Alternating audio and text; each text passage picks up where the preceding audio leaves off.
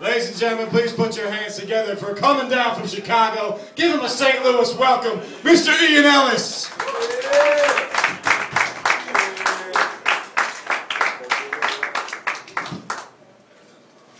God damn. Ben, that is the blackest white dude I've ever met. He looks like he should be hunting ghosts, like on the weekend. But he talks like he was raised in Harlem. So St. Louis is like the most schizophrenic town I've ever been in. Like, I can't figure out if I'm in a good neighborhood or in the middle of the ghetto. You got homeless people in front of the Fox Theater. You got farmers driving past the church's chicken. You got some new buildings and some broken glass on the same street. What? Are you rich or are you poor? What the fuck are you doing?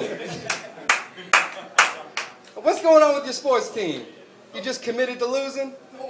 I like St. Louis. I was here 5 minutes. I saw the hottest homeless girl I'd ever seen in my life. I didn't even know they made those. I think she was homeless. She had dreadlocks.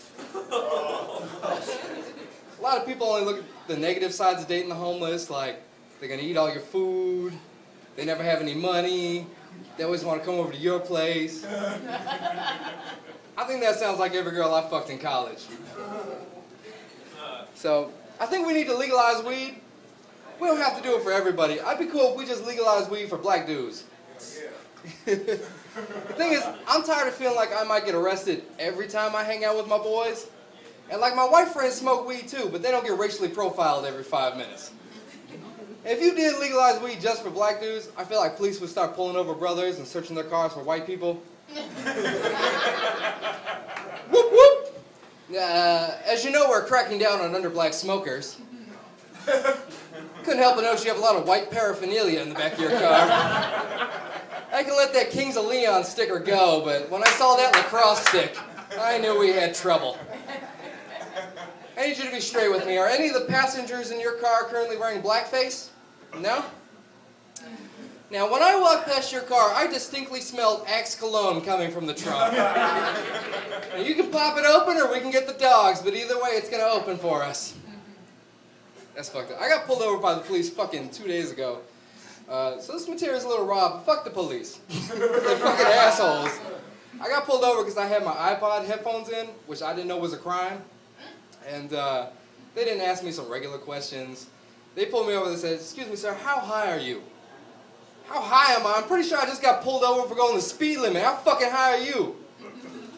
Like, the economy really fucked up my weed game. I haven't been high since gas hit $4 a gallon. You could get a lot of weed for a tank of gas.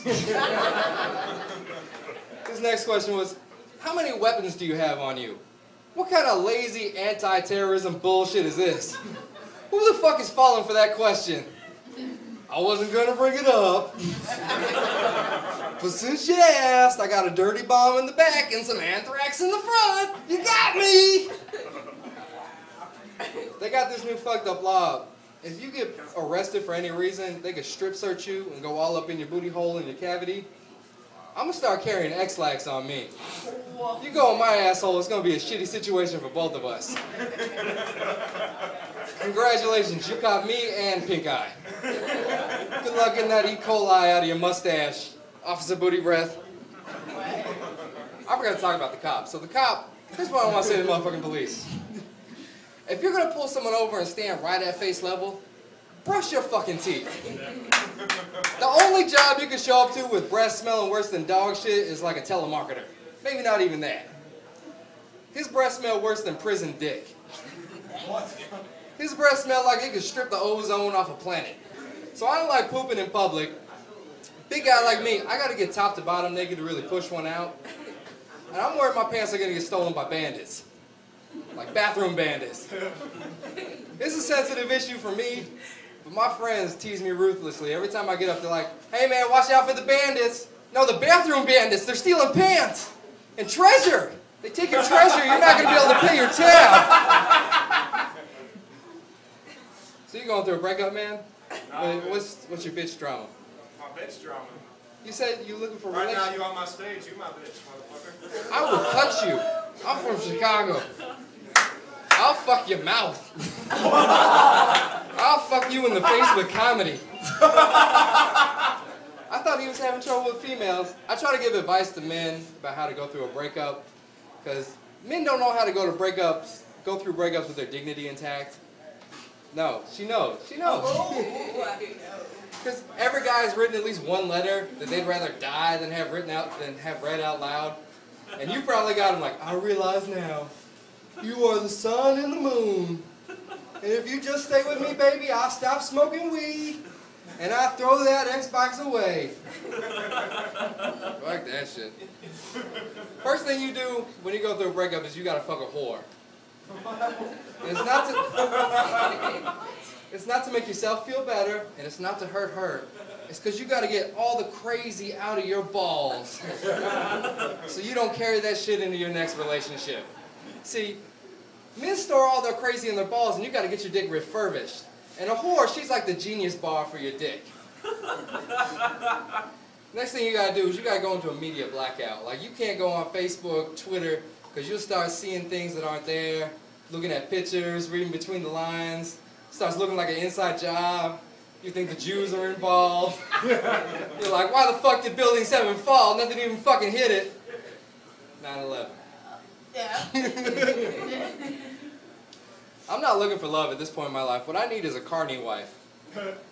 And a carny wife is a chick that knows how to act like side pussy, even if she's the only bitch that I'm fucking. I understand if you want a normal chick in your life, someone you can introduce to your friends and family and not be ashamed of, but that's not what I'm looking for. I need a chick that wants to blow me in the grocery store, because she likes the way my dick looks in a banana. I can't even fucking deal with normal chicks anymore. Like, you get in a fight with a carny wife, you might lose a tooth. Those bitches can box. Carny wife is white for hoe. You look very confused. I'll try and break that down into black for you. I'm not proficient in ebonics, but maybe we could ask Ben, because he can tell me how black people would say it. I'm going with carny wife. You get in a fight with a normal chick and suddenly everybody has to die. Like, it's not just you and me, it's you, me, the kids, the career I spent 10 years building, the car I just refinanced. And you can't ignore a normal chick. Like, a normal chick would rather burn your house down than go 3 days without a phone call. You can hang up on a carny wife mid-sentence and not call that hoe for a month and she'll be fine. So, I pick up most of my carny wives online. Anybody trying online dating? Yeah. All y'all players. St. Louis. They'll dick you down.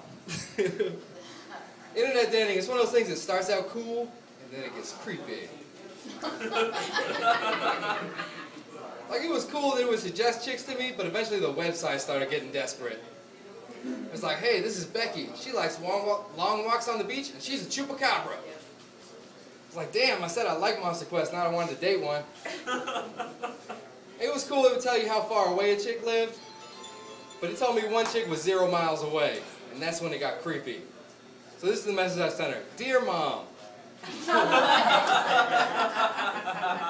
if you are in the attic, please come down. Hitler is dead and nobody wants to read your secret diary. So as a comedian, sometimes I scribble stuff down at 2 in the morning. It doesn't make sense when I look at it the next day. I looked at my notepad the other day. It said 2 a.m., mumble, scare a ghost. Which to me reads like a madman's to-do list. But what am I going to do today? I got up at 2 a.m. Ooh, mumbling. I like mumbling. I guess I better go scare that ghost. Ghosts don't make a lot of sense to me. How come no one's ever seen a ghost dinosaur? I think that would be really scary. But dude, my house is haunted. Oh what? Tyrannosaurus Rex!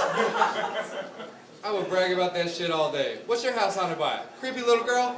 I got a dinosaur, bitch! I woke up to a T-Rex and blood on my walls, you faggot! So I think if a house was haunted by a dinosaur, it'd be a real conundrum for the Catholic Church. Because on the one hand, they're prepared to deal with an exorcism. On the other hand, they may have to admit that the earth is more than 6,000 years old. Might have to go to a Scientologist for that one. So what's the deal with phone poles? I haven't had a landline in like 10 years. Where the fuck are these wires going? We just leaving them up for one person? We leaving them up for the birds? This is part of an elaborate system for poor people to get rid of their shoes? I think the prices at McDonald's are based on how likely the food is to kill you. Sausage McMuffin, $1. Sausage Egg McMuffin, $3. The only way that thin piece of egg is worth a 300% increase in the price is if they're anticipating the lawsuit they're going to get when we find out that all their chickens have AIDS. So you guys like impressions? We've been doing impressions all night. Sure. Tracy Morgan, he got in trouble. This is my impression. He said, if my baby was born gay, I'd stab him. And to be fair, if my baby was born gay and it was Tracy Morgan's, I'd probably stab it too. I ain't raising Tracy Morgan's baby. You better see Angelina about that baby. That's my Tracy Morgan. I think White Castle should be put in charge of Border Patrol, because every time I eat there, I have to run home less than an hour later. I remember when we buried my dad, it was really sad watching him suffocate. Motherfucker got me a PlayStation 3 with one controller. He had to die. Visit a suburb. So, I don't like onions. It's the only thing I've ever been forced to eat that's literally made out of human sadness. Like, I've never gone into Subway and been like, this sandwich is great. Is there any way you can make it taste more like my parents' divorce? You got any of that? You got any human suffering I can enjoy alongside my Sun Chips and my Sierra Mist? Sometimes people try to sneak onions into my food. I would rather find out that Sprite is made out of the tears of dead children while drinking Sprite in a pool full of dead children than find out that there are onions in my sandwich. To be fair, I also hate children. Anything that cries or makes you cry can pretty much fuck off in my book. So I have a 2-year-old nephew, and I want to tell you his favorite joke. Are you ready? It's my 2-year-old nephew. This is his absolute favorite joke.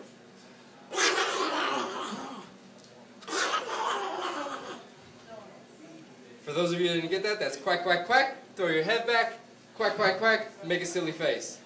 Either you don't have kids or you're all terrible parents. Those are the two options present to us now. I don't like the Bible because the Bible is, it was written by more than 50 people over a course of more than 300 years. To me, that's not a book handed down by the gods. That's a Wikipedia page written by people that hate vagina. I'm closed on this. I hate how conservatives always try and read their politics into the life of Christ. Because it's such a cheap trick. So I want to give you an interpretation of the life of Christ with my politics. Jesus was a carpenter. That sounds like a union guy to me. Palm Sunday, he rode into town on a donkey. That sounds like someone that supports not only hybrids, but hybrids that run on ethanol. And the most shocking thing about Jesus, at no point in his entire life did he ever produce a long-form birth certificate. I ain't praying to no savior that was born in Kenya. Barack Obama, 2012. All right, my name's Ellis. I love you. Good night. So how many guys here remember the first time they ever busted a nut? When I was a little kid, my parents sat me down for the sex talk, and I was so embarrassed I just agreed to everything they said. Like, you know what sex is? I was like, yeah, I do it all the time. You know what masturbation is? Oh, I'm the king of the masturbators. I get high fives in every hallway. I had no idea what the fuck they were talking about. But a couple days later, I was watching E's Wild On. I noticed the humping on my bed sheets felt really good. It felt like it was building to something, but I couldn't do it in my own house because I had a twin bed. It was a bed on the top and a desk on the bottom because my twin brother died in the womb. I couldn't hump on it without waking everybody up, so I had to stay home sick from school. So I stayed home sick the next day. Everybody left, locked all the windows, locked all the doors, and I put on Time Cop, because that's the only bootleg I had with some titties in it. So I queued it up to those 30 seconds of titties, and I started getting it in with my Ninja Turtle bed sheets. I was hitting it like a code on Sega Genesis. Up, down, left, right, left, right.